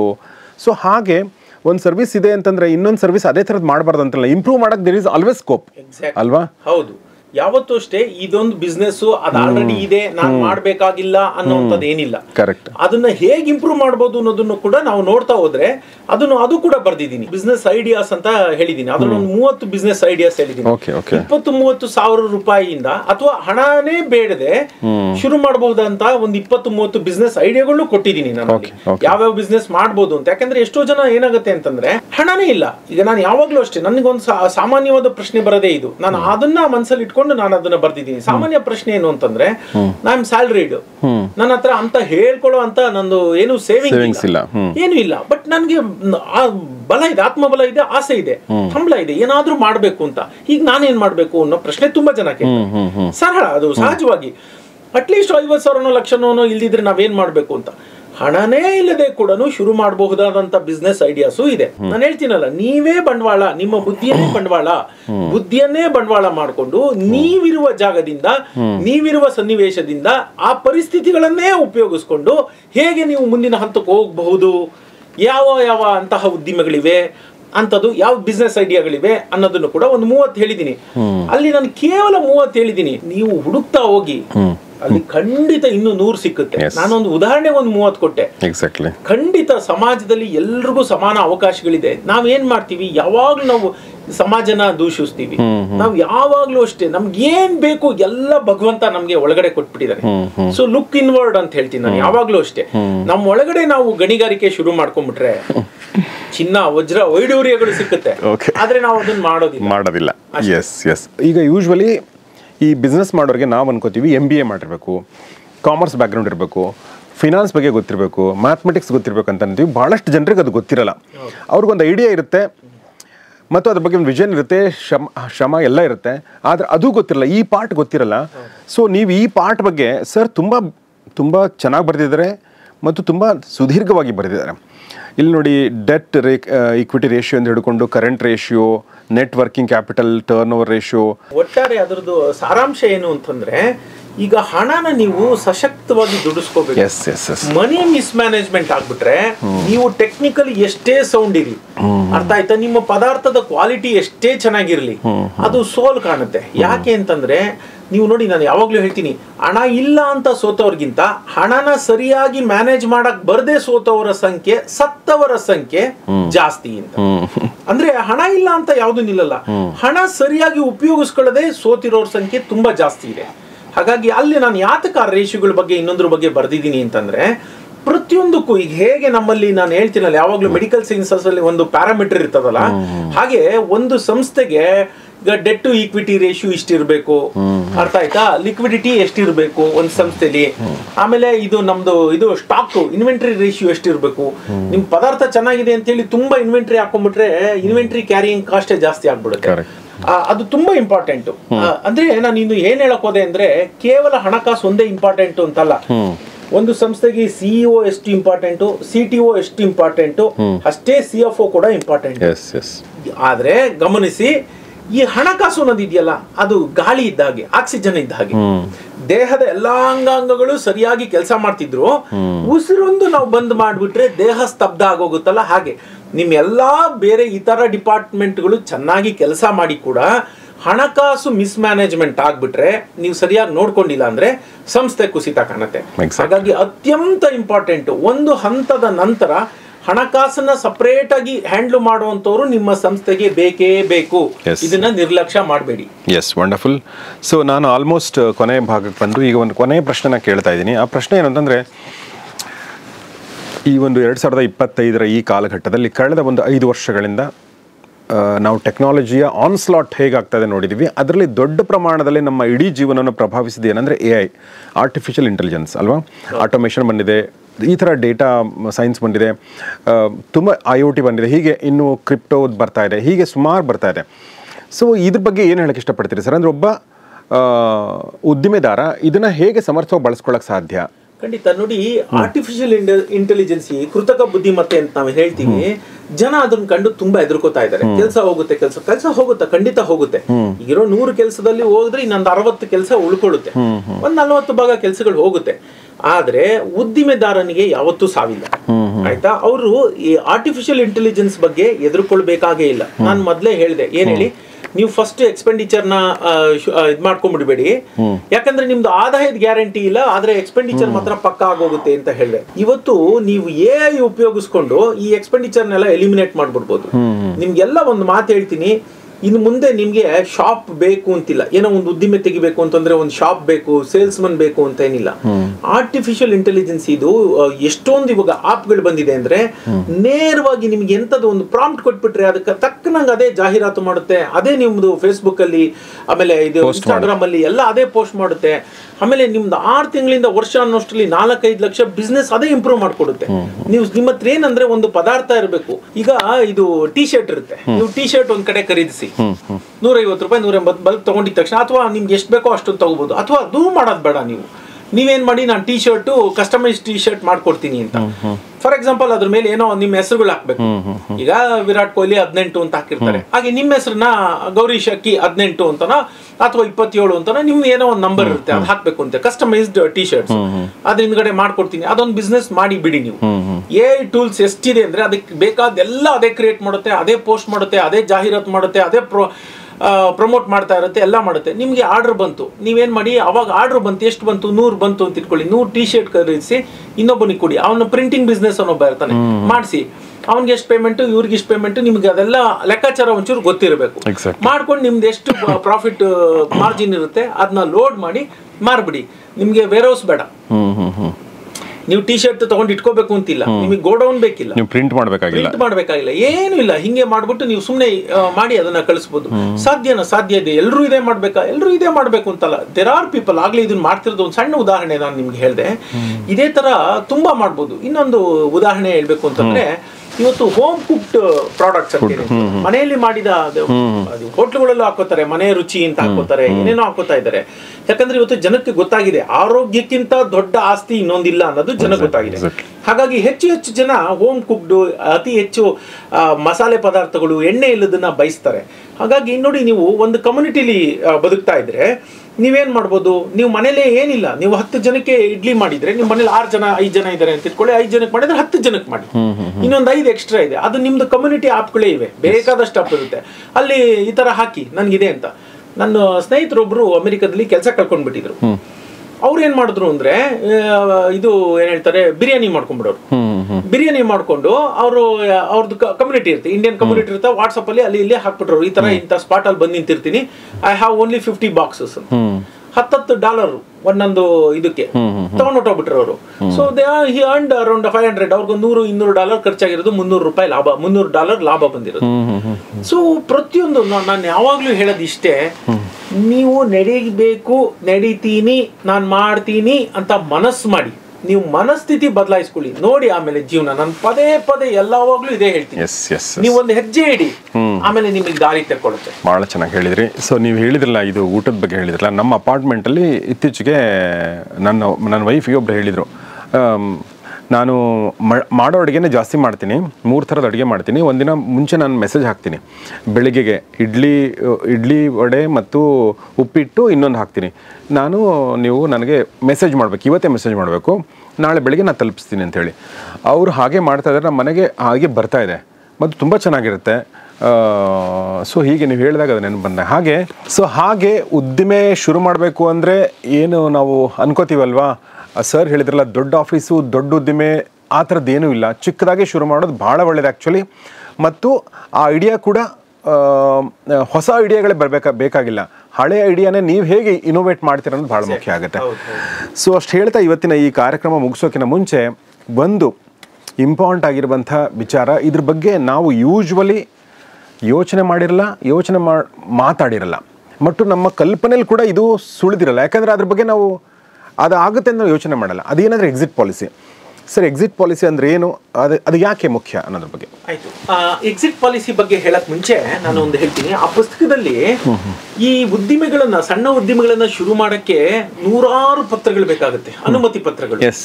ಆ ಅನುಮತಿ ಪತ್ರಗಳ ಬಗ್ಗೆ ಕೂಡ ದೀರ್ಘವಾಗಿ ಅಧ್ಯಾಯ 11ರಲ್ಲಿ ಬರೆದು ಬಿಟ್ಟಿದ್ದೀನಿ. ಏನೇನು ಅನುಮತಿ ಪತ್ರ ಬೆಳೆಬೇಕು, GST ಇರ್ಬೋದು, ESI, PF, ಹೀಗೆ ಏನೇನೋ 120 ಬೇಕಾಗುತ್ತೆ. ಅಲ್ಲಿ ನೀವು ಹೋಗ್ತಾ ಇದ್ದಾಗ ಆಮೇಲೆ ನೀವು ಪ್ರೈವೇಟ್ ಲಿಮಿಟೆಡ್ ಆಯ್ತು ಅಂತಂದ್ರೆ articles of association, memorandum of association, ಅಲ್ಲಿಂದ ಹಿಡಿದು ತಿರ್ಗ ಡಿನ್ ಮಾಡಿಸ್ಬೇಕು ಡೈರೆಕ್ಟರ್ಗಳಿಗೆ ಎಲ್ಲ ವಿವರವಾಗಿ. ಮತ್ತೆ ಇನ್ನೊಂದೇನು ಅಂತಂದ್ರೆ ಪ್ರತಿಯೊಂದಕ್ಕೂ ಲಿಂಕ್ ಕೂಡ ಕೊಟ್ಬಿಟ್ಟಿದ್ದೀನಿ ನಾನು. ಯಾವ ಪೋರ್ಟಲ್ಗೆ ಹೋಗ್ಬೇಕು, ಸ್ಟೆಪ್ ಬೈ ಸ್ಟೆಪ್ ಈ ಪೋರ್ಟಲ್ಗೆ ಹೋಗಿ ಇದನ್ನ ಅದುಮಿದ್ರೆ ನೀವು ಈ ಒಂದು ವಿಂಡೋ ಓಪನ್ ಆಗುತ್ತೆ, ಅವಾಗ ನೀವು ಇದನ್ನ ಈ ರೀತಿ ಮಾಡ್ಕೊಂಡು ಹೋಗಿ ಇದನ್ನ ಒತ್ತಿದ್ರೆ ಈ ರೀತಿ ಬರುತ್ತೆ ಅಂತ ಹೇಳಿ ನಿಮಗೆ ಬೇರೆ ಯಾರ ಸಹಾಯವೂ ಇಲ್ಲದೆ ನಾನು ಆ ಪುಸ್ತಕದಲ್ಲಿ ಏನ್ ಬರ್ದಿದ್ದೀನಿ ಅದನ್ನ ನೀವು ಸರಿಯಾಗಿ ಗಮನಿಸಿ ಮಾಡಿದ್ರೆ ಆದ್ರೆ ನೀವೇ ಎಲ್ಲಾ ಅನುಮತಿ ಪತ್ರಗಳನ್ನ ಪಡ್ಕೋಬಹುದು. ಯಾವುದೇ ಮಧ್ಯವರ್ತಿಗಳ ಸಹಾಯ ಇಲ್ಲದೆ ಪಡ್ಕೋಬಹುದು. ಆ ರೀತಿ ನಾನು ಅದನ್ನ ಆ ಪುಸ್ತಕದಲ್ಲಿ ದೀರ್ಘವಾಗಿ ಬರ್ದಿದ್ದೀನಿ. Beautiful sir. ಅದ್ರ ಜೊತೆಗೆ ಈಗ ಎಕ್ಸಿಟ್ ಪಾಲಿಸಿ ಯಾವಾಗ್ಲೂ ಅದೇ ಹೇಳೋದು, ಒಬ್ಬ ಒಳ್ಳೆಯ ವ್ಯಾಪಾರಸ್ಥ ಉದ್ದಿಮೆದಾರನ ಲಕ್ಷಣ ಏನು ಅಂತಂದ್ರೆ, ನೀವು ಒಂದು ಸಂಸ್ಥೆ ತೆರಿಬೇಕು ಅಂತ ಅನ್ಕೊಂಡಿದ್ದು ಮರುಗಳಿಗೆಲೇನೆ ಇದನ್ನ ಹೇಗ್ ಮುಚ್ಚಬೇಕು ಅಂತಾನು ರೆಡಿ ಆಗ್ಬೇಕು. ಅರೆ ಇದೇನಪ್ಪ ಇದು, ಕೂಸುಟ್ಟಕ್ ಮುಂಚೆ ಕುಲಾವಿನ ಅಂತ ಒಂದು ಪ್ರಶ್ನೆ ಬರ್ಬೋದು. ಹೌದು, ಇವತ್ತಿನ ಕಾಲಘಟ್ಟದಲ್ಲಿ ಅದು ತುಂಬಾ ಇಂಪಾರ್ಟೆಂಟು. ಇವತ್ತು ಅಂತಲ್ಲ, ನೀವು ತುಂಬಾ ಒಳ್ಳೆಯ ಉದ್ದಿಮೆದಾರರನ್ನ ನೋಡಿದ್ರೆ ಅವರು ಮಗು ಹುಟ್ಟುತ್ತಲ್ಲ ಅಥವಾ ಆ ಸಂಸ್ಥೆ ಹುಟ್ಟಾಕಕ್ಕೆ ಅಂತ ಅನ್ಕೊಂಡಿದ್ದ ಮರುಗಳಿಗೆಲೆ ಅಕಸ್ಮಾತ್ ಏನಾನ ಹೆಚ್ಚು ಕಡಿಮೆ ಆದ್ರೆ ಅದನ್ನ ಹೇಗೆ ನಾವು ಕ್ಲೋಸ್ ಮಾಡಬೇಕು, ಅದೇ ಎಕ್ಸಿಟ್ ಪಾಲಿಸಿ. ಎಕ್ಸಿಟ್ ಪಾಲಿಸಿ ಅಂದ್ರೆ ಏನಿಲ್ಲ, ಈಗ ನಾವೊಂದು ಬಿಸ್ನೆಸ್ ನಡೆಸ್ತಾ ಇದೀವಿ, ಆದ್ರೆ ನಾನು ಡೈರೆಕ್ಟರ್ ಆಗಿರ್ತೀನಿ ಅಥವಾ ಪಾರ್ಟ್ನರ್ ಆಗಿರ್ತೀನಿ ಅಥವಾ ನಂದೇ ಏನ್ ಹೇಳ್ತಾರೆ ಏಕ ಮಾಲೀಕ ವ್ಯಕ್ತಿ ಸಂಸ್ಥೆ ಆಗಿರುತ್ತೆ. ಇದರಿಂದ ನನಗೆ ಬೇಡಪ್ಪ ಅಂತ ನಾನು ಅದನ್ನು ತೊರೆದು ಹೊರಗಡೆ ಬರೋದು ಹೇಗೆ, ನನಗೂ ಸಂಸ್ಥೆಗೂ ಎರಡಕ್ಕೂ ಲಾಸ್ ಆಗದಾಗೆ. ಅಂದ್ರೆ ಒಂದು ಎಕ್ಸಿಟ್ ಪಾಲಿಸಿ ಅಂದ್ರೆ ಸಂಸ್ಥೆ ಮುಚ್ಚಲೇಬೇಕು ಅಂತ ಏನಿಲ್ಲ, ನಿಮ್ ಸಂಸ್ಥೆ ಅತ್ಯುತ್ತಮವಾಗಿ ನಡೀತಾ ಇರುತ್ತೆ. ಅರ್ಥ ಆಯ್ತಾ? ಫಾರ್ ಎಕ್ಸಾಂಪಲ್ ಇನ್ಫೋಸಿಸ್ ತಗೊಳ್ಳಿ, ಈಗ ನಾರಾಯಣ ಮೂರ್ತಿ ಅವರು ಆಡಳಿತ ಮಂಡಳಿಯಲ್ಲಿ ಇಲ್ಲ, ಇಸ್ ಅ ಶೇರ್ ಹೋಲ್ಡರ್, ಅವ್ರದ್ದು ಎಷ್ಟೋ ಪರ್ಸೆಂಟ್ ಇದೆ, ಅವ್ರು ಅಚ್ಚುಕಟ್ಟಾಗಿ ಈಚೆ ಕಡೆ ಬಂದ್ರು, ಸಂಸ್ಥೆಗೆ ಎಫೆಕ್ಟ್ ಆಯ್ತಾ? ಇಲ್ಲ. ಆದ್ರೆ ಅವ್ರದ್ದು ಬಾಧ್ಯತೆಗಳು, ಆ ಹೊಣೆಗಾರಿಕೆಗಳು, ಅದರಿಂದ ಅವ್ರು ಈಚೆ ಕಡೆ ಬಂದಿದ್ದಾರೆ. ಈಸ್ ಎ ಶೇರ್ ಹೋಲ್ಡರ್, ಅವ್ರ ಹತ್ರ 100 ಕೋಟಿ ವರ್ತ್ ಶೇರ್ಸ್ ಇದೆ, ಆದ್ರೆ ಅವರು is no more decision maker in the ಸಂಸ್ಥೆ. ಹಾಗಾಗಿ ಎಕ್ಸಿಟ್ ಪಾಲಿಸಿ ಅಂತಂದ್ರೆ ಯಾವಾಗ್ಲೂ ಸಂಸ್ಥೆ ಮುಳುಗೋಗ್ಬೇಕು, ಸಂಸ್ಥೆ ಮುಚ್ಚಾಕ್ಬೇಕು ಅಂತ ಅಲ್ಲ. ಸಂಸ್ಥೆ ಅತ್ಯುತ್ತಮವಾಗಿ ನಡೀತಾ ಇರೋವಾಗ್ಲೂ ನಾನು ಅದರಿಂದ ಹೇಗೆ ಈಚೆ ಬರಬೇಕು, ಹೊರಗಡೆ ಬರಬೇಕು ಅನ್ನೋದು ಕೂಡ ಎಕ್ಸಿಟ್ ಪಾಲಿಸಿ. ಹೊಸ ಆಲೋಚನೆಗಳು, ಹೊಸ ತಲೆಮಾರಿಗೂ ಅವಕಾಶ ಕೊಟ್ಟು ಈಚೆ ಬರಬೇಕು. ನಾರಾಯಣ ಮೂರ್ತಿ ಅವರು ಅದೇ ಮಾಡಿದ್ದಾರೆ. ಯಾಕೆಂದ್ರೆ ನಮ್ಮ ಕನ್ನಡಿಗರು ಅಂತ ಒಳ್ಳೆ ಉದ್ದಿಮೆ ಕಟ್ಟಿದ್ದಾರೆ, ಹಾಗಾಗಿ ಅವ್ರ ಹೆಸರು ತಗೋತಾ ಇದ್ದೀನಿ. ನೀವು ಅದೇ ತರ ಬಹಳಷ್ಟು ಜನನ ನೋಡ್ಬೋದು. ಹಾಗಾಗಿ ಒಂದು ಸಂಸ್ಥೆ ಅಕಸ್ಮಾತ್ ಚೆನ್ನಾಗಿ ನಡೀಲಿಲ್ಲ ಅಂದ್ರೆ ಹೇಗೆ ಅದನ್ನ ಮುಚ್ಚಿ ಹೊರಗಡೆ ಬರಬೇಕು ಅನ್ನೋದು ಎಕ್ಸಿಟ್ ಪಾಲಿಸಿ. ಹಾಗೆ ಅತ್ಯುತ್ತಮವಾಗಿ ನಡೀತಾ ಇದೆ, ಆದ್ರೆ ಸಂಸ್ಥೆ ತನ್ನ ಪಾಡಿಗೆ ತಾನು ನಡ್ಕೊಂಡು ಹೋಗ್ಲಿ, ನಾನು ಹೇಗೆ ವಯಸ್ಸಾಗ್ಬೋದು, 60 ಆಯ್ತು, ನಂಗೆ ಸಾಕಪ್ಪ ಅನ್ನಿಸ್ಬೋದು, ಅಥವಾ ನಂದೇನೋ ಒಂದು ಫೈನಾನ್ಷಿಯಲ್ ಒಂದು ಗೋಲ್ ಇರುತ್ತೆ, ನನ್ಗೆ ಇಷ್ಟು ಕೋಟಿ ಆಗ್ಬೇಕು ಅಂತ, ನಂದು ಆಗಿದೆ. ಸೊ ಇನ್ ಮುಂದವ್ರು ಯಾರನ್ನ ನಡೆಸ್ಕೊಂಡು ಹೋಗ್ಲಿ, ನಾನು I want to go out, ನಾನು ಇನ್ನೊಂದೇನೋ ಹೊಸ ಉದ್ದಿಮೆ ಶುರು ಮಾಡ್ತೀನಿ. ಯು ಕ್ಯಾನ್ ಸಿ, ನಿಮ್ಮ ಸಮಾಜದಲ್ಲಿ 100 ಜನ ಸಿಗ್ತಾರೆ ತರ ಒಂದು ಉದ್ದಿಮೆ ಕಟ್ಟಿರ್ತಾರೆ, ಅತ್ಯುತ್ತಮವಾಗಿರುತ್ತೆ, ಅದನ್ನ ಮಾರಾಟ ಮಾಡಿ, ಅಂದ್ರೆ ಅದೇ ಎಕ್ಸಿಟ್ ಪಾಲಿಸಿ. ಮಾರಾಟ ಮಾಡೋದು ಎಕ್ಸಿಟ್ ಪಾಲಿಸಿ. ಅತ್ಯುತ್ತಮವಾಗಿರುತ್ತೆ, ಅದನ್ನ ಮಾರಿ ಹೊರಗಡೆ ಬಂದು ಇನ್ನೊಂದೇನೋ ಬಿಸ್ನೆಸ್ ಕಟ್ತಾರೆ, ಟೋಟಲಿ ಡಿಫ್ರೆಂಟ್ ಫ್ರಮ್ ಇದು. ಸೊ ಅವ್ರದ್ದೇನೋ ಬೇರೆ ಅಭಿರುಚಿ ಇರುತ್ತೆ. ಹಾಗಾಗಿ ಎಕ್ಸಿಟ್ ಪಾಲಿಸಿ ಅಂದ್ರೆ ಯಾವಾಗ್ಲೂ ಸೋತಾಗ ಕಂಪನಿನ ಹೇಗ್ ಮುಚ್ಚಬೇಕು ಅನ್ನೋದು ಒಂದೇ ಅಲ್ಲ, ಅದು ಚೆನ್ನಾಗಿ ನಡೆಯುವಾಗ ಕೂಡ ನಮ್ಮ ಇಚ್ಛೆಗೆ ತಕ್ಕಂತೆ ಸಾಕು ಅಂತ ಹೇಳಿ ಈಚೆ ಬರೋದು ಕೂಡ ಎಕ್ಸಿಟ್ ಪಾಲಿಸಿ. ಅದು ಬಹಳ ಮುಖ್ಯ, ಅದು ಇರಲೇಬೇಕು. ಎಸ್. ಸೊ ಅದು ಈ ಒಂದು ಪುಸ್ತಕದ ಕೊನೆಯ ಚಾಪ್ಟರ್, ಬಹಳ ಇಂಪಾರ್ಟೆಂಟ್ ಚಾಪ್ಟರ್. ಸೊ ಹಾಗೆ ಇದರಲ್ಲಿ ಎಲ್ಲರೂ ಅಂದರೆ ಉದ್ದಿಮೆ ಮಾಡ ಬಯಸುವವರು, ಉದ್ಯಮ ಬಗ್ಗೆ ಆಸಕ್ತಿ ಇರೋರು, ಮುಂದೊಂದು ದಿನ ನಾನು ಉದ್ಯಮ ಮಾಡ್ತೀನಿ ಅನ್ನೋರು, ಅಥವಾ ನನ್ನ ಮಕ್ಕಳು ಉದ್ಯಮ ಮಾಡ್ತೀನಿ ಅಂತಂದರೆ ನಾನು ಅವ್ರಿಗೆ ಗೈಡ್ ಮಾಡೋಕ್ಕೆ ಸಾಧ್ಯ ಆಗುತ್ತೆ ಅನ್ನೋರು ಎಲ್ಲರೂ ಕೂಡ ಓದಲೇಬೇಕಾದ ಒಂದು ಪುಸ್ತಕ ಅಂತ ನನಗನ್ಸುತ್ತೆ. ಇದೊಂದು ಮನಸ್ಥಿತಿ ಉದ್ದಿಮೆ ಕಟ್ಟೋದು. ಸೊ ಆ ಮನಸ್ಥಿತಿಗೆ ಪೂರಕವಾದ ಅಂಶಗಳನ್ನು ಅವನು ಸುತ್ತಮುತ್ತ ಇಟ್ಕೊಳ್ಳೋದು ಭಾಳ ಮುಖ್ಯ, ವ್ಯಕ್ತಿಗಳು ಅಥವಾ ಪುಸ್ತಕಗಳು. ಹೀಗಾಗಿ ನಿಮ್ಮ ಕಬಾರ್ಡಲ್ಲಿ ಇರಲೇಬೇಕಾದ ಪುಸ್ತಕ ಅಂತ ಮತ್ತೊಂದು ಸಲ ಹೇಳ್ತಾ ಇದ್ದೀನಿ. ಸೊ ಇದರ ಆನ್ಲೈನ್ ಲಿಂಕ್ ಬೈ ಮಾಡೋಕ್ಕೆ ಅದನ್ನು ನಾನು ಡಿಸ್ಕ್ರಿಪ್ಷನ್ ಹಾಕಿರ್ತೀನಿ, ಕಮ್ಯುನಿಟಿ ಪೇಜಲ್ಲಿ ಕೂಡ ಇರುತ್ತೆ. ಆಸಕ್ತರು ಅಲ್ಲ, ಎಲ್ಲರೂ ಕೂಡ ನನ್ನ ಪ್ರಕಾರ ಎಲ್ಲರೂ ಕೂಡ ಇದನ್ನು ತೊಗೊಂಡು ಓದಿ. ನೀವು ನಿಮಗೆ ಒಂದಲ್ಲ ಒಂದು ರೀತಿಯಿಂದ ಇದು ಹೆಲ್ಪ್ ಆಗೇ ಆಗುತ್ತೆ ಅಂತ ಹೇಳ್ತಾ ನಾನು ಇದನ್ನು ಪಬ್ಲಿಷ್ ಮಾಡಿರುವ ಜಮೀಲ್ ಸಾವಣ್ಣ ಅವರಿಗೆ ಮತ್ತು ಬರೆದಿರುವಂಥ ರಂಗಸ್ವಾಮಿ ಮುಖನಹಳ್ಳಿ ಅವರಿಗೆ ಧನ್ಯವಾದಗಳು ಹೇಳ್ತಾ, ಸರ್ ತುಂಬ ಥ್ಯಾಂಕ್ಸ್ ನಿಮಗೆ ನಮ್ಮ ಜೊತೆ ಇಷ್ಟೊತ್ತು ಮಾತಾಡಿದ್ರಿ. ಧನ್ಯವಾದ ಗೌರೀಶ್ ಅವರೇ. ಮುಂಚೆ ಇನ್ನೊಂದೇ ಒಂದು ಅಂಶ ಸೇರಿಸ್ಬಿಡ್ತೀನಿ. ಉದ್ದಿಮೆ ಕಟ್ಟೋದು ಆಯ್ಕೆಯಲ್ಲ, ಅನಿವಾರ್ಯ ಅಂತ ಹೇಳಿದ್ನಲ್ಲ. ಯಾಕೆ ಉದ್ದಿಮೆ ಕಟ್ಟಬೇಕು ಅನ್ನೋದಕ್ಕೆ ಒಂದು ಸಣ್ಣ ಒಂದು ಮಾತು ಹೇಳ್ಬಿಟ್ಟು ಮುಗಿಸ್ಬಿಡ್ತೀನಿ. ನೋಡಿ, ನಾವು ಎಷ್ಟೇ ವರ್ಷ ಕೆಲಸ ಮಾಡಲಿ, ಆಯ್ತಾ, ನಾವು ಕೆಲಸ ಮಾಡಿ ಮಾಡಿ ಮಾಡಿ ನನಗೆ ಇವತ್ತು ತಿಂಗಳಿಗೆ 10 ಲಕ್ಷ ರೂಪಾಯಿ ಸಂಬಳ ಬರ್ತಾ ಇದೆ ಅಂತಾನೆ ಇಟ್ಕೊಳ್ಳಿ. ಆದ್ರೆ ನಮ್ಮ ಮಕ್ಕಳು ಕೆಲಸಕ್ಕೆ ಬಂದಿದ ತಕ್ಷಣ ಅವ್ರಿಗೆ 10 ಲಕ್ಷ ಸಿಕ್ಕುತ್ತಾ? ಸಿಕ್ಕೋದಿಲ್ಲ. ಅವ್ರು ತಿರ್ಗಾ ನೀವು 10-12ನೇ ಮೆಟ್ಲು ಹತ್ತಿರ್ತೀರಿ, ಆದ್ರೆ ನಿಮ್ಮ ಮಕ್ಕಳು ತಿರ್ಗಾ 1ನೇ ಮೆಟ್ಲಿಂದಾನೇ ಹತ್ಕೊಂಡು ಬರ್ಬೇಕು. They have to prove themselves ಅಲ್ಲಿಗೆ ಆಗ್ಬೇಕು ಅಂತ. ಅದೇ ಉದ್ದಿಮೆಲೆ ಹಾಗಲ್ಲ. ಉದ್ದಿಮೆಲೆ ನೀವು ಆಲ್ರೆಡಿ ಒಂದು ಮಟ್ಟ ಮುಟ್ಟಿರ್ತೀರಿ, ನೀವು 12ನೇ ಮೆಟ್ಲು ಹತ್ತಿರ್ತೀರಿ, ನಿಮ್ಮ ಮಕ್ಕಳು 13-14 ಮೇಲೆ ಹೋಗ್ತಾರೆ. ಸೊ ಆ ಕಂಟಿನ್ಯೂಟಿ ಸಿಕ್ಬೇಕಲ್ಲ. ಒಂದು ಉದ್ದಿಮೆ ಯಾಕೆ ಕಟ್ಟಬೇಕು ಅಂತಂದ್ರೆ, ಒಂದು ತಲೆಮಾರು ಮಾಡುವ ಒಂದು ಸ್ಯಾಕ್ರಿಫೈಸ್ ಇದೆಯಲ್ಲ, ಆ ಸ್ಯಾಕ್ರಿಫೈಸಿನ ಬಲ, ಅದರದ್ದು ಒಂದು ಅಡ್ವಾಂಟೇಜ್ ಏನಿದೆ, ಅದು ನೀವು ಕೆಲಸ ಮಾಡ್ತಿದ್ರೆ ಯಾವತ್ತೂ ಸಿಕ್ಕಲ್ಲ. ನಿಮ್ಮ ಮಕ್ಕಳು ಮತ್ತೆ 0 ಇಂದ ಸ್ಟಾರ್ಟ್ ಮಾಡಬೇಕು. ಅದೇ ಉದ್ದಿಮೆದಾರನ ಮಕ್ಕಳು ಹಾಗಲ್ಲ. ಅವರು ಒಂದಷ್ಟು ಕೇಪಬಲ್ ಆಗಿದ್ರೆ ಅವರಪ್ಪ ಮಾಡಿದ ಒಂದು ಆಲ್ರೆಡಿ ಒಂದು ಲಿಗೆಸಿ ಏನಿರುತ್ತೆ ಅದನ್ನು ಮುಂದುವರಿಸ್ಕೊಂಡು ಹೋಗ್ಬೋದು. ಅದು ಉದ್ದಿಮೆಯಲ್ಲಿ ಮಾತ್ರ ಸಾಧ್ಯ, ಉದ್ಯೋಗದಲ್ಲಿ ಸಾಧ್ಯವಿಲ್ಲ. ಹಾಗಾಗಿ ಉದ್ದಿಮೆ ಕಟ್ಟುವುದು ಆಯ್ಕೆಯಲ್ಲ, ಅನಿವಾರ್ಯ. Yes, thank you sir. ಮತ್ತೊಂದು ಸಲ thanks a lot. Thank you very much. So ಸ್ನೇಹಿತರೆ, ಈ ಒಂದು ಪುಸ್ತಕದ ಬಗ್ಗೆ ಸಾಕಷ್ಟು ವಿಚಾರಗಳನ್ನ ಹೇಳಿದ್ದೀವಿ. ಬಟ್ ಇದು ಹೇಳಿರುವಂಥದ್ದು ಭಾಳ ಕಡಿಮೆ. ನಾವು ಸಾಕಷ್ಟು ಅಂದರೂ ಕೂಡ ಭಾಳಷ್ಟು ವಿಚಾರಗಳು ಈ ಪುಸ್ತಕದಲ್ಲಿದೆ. ಟೆಕ್ನಿಕಲ್ ವಿಚಾರಗಳಿರ್ಬೋದು, ಫಿನಾನ್ಸ್ ವಿಚಾರಗಳಿರ್ಬೋದು, ಐಡಿಯಾ ವಿಚಾರಗಳಿರ್ಬೋದು ಮತ್ತು ಬೇರೆ ಬೇರೆ ವಿಚಾರಗಳಿರ್ಬೋದು. ಅದೆಲ್ಲವೂ ಕೂಡ ರಂಗಸ್ವಾಮಿಯವರು ಹಾಗೆ ನೋಡಿದರೆ ತುಂಬ ದೊಡ್ಡದಲ್ಲ, 200 ಪುಟಗಳ ಪುಸ್ತಕ ಮಾತ್ರ, ಭಾಳ ಆದರೆ ಮೌಲಿಕವಾದ ಪುಸ್ತಕ ಅಂತ ನನಗೆ ಅನಿಸುತ್ತೆ. ಸೊ ಓದಿ ಮತ್ತು ನಿಮ್ಮ ಫೀಡ್ಬ್ಯಾಕನ್ನು ದಯವಿಟ್ಟು ಕಮೆಂಟ್ ಬಾಕ್ಸಲ್ಲಿ ತಿಳಿಸಿ ಅಂತ ಹೇಳ್ತಾ ಇವತ್ತಿನ ಎಪಿಸೋಡ್ ಮುಗಿಸ್ತಾ ಇದ್ದೀನಿ. ಮತ್ತು ನಿಮ್ಮೆಲ್ಲ ಸ್ನೇಹಿತರೊಂದಿಗೆ ಇದನ್ನು ಶೇರ್ ಮಾಡಿ ದಯವಿಟ್ಟು. ನೋಡ್ತಾ ಇರಿ ಗೌರೀಶ್ ಸ್ಟುಡಿಯೋ ಮತ್ತು ಓದ್ತಾ ಇರಿ ಹೊಸ ಪುಸ್ತಕಗಳನ್ನ. ನಮಸ್ಕಾರ.